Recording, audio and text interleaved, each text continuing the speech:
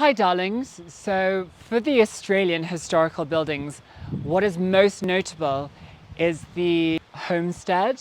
I'm standing in front of a beautiful homestead in the western districts of Victoria, which is about 3 hours drive west of Melbourne. So this particular property was built in 1869, and what's amazing is that the stone comes from the local quarry. It is a bluestone building, and that is because we're sitting on a volcanic area.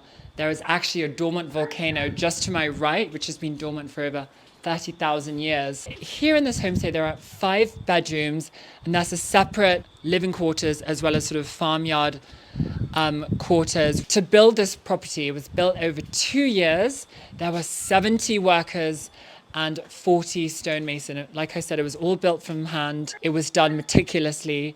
Inside there are beautiful Italian marble, fireplaces, and those European architectural elements, I think, bring an international feeling when you're in the property, which is what makes it so beautiful.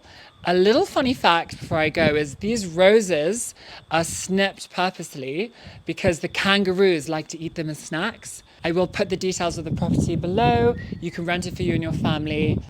Bye.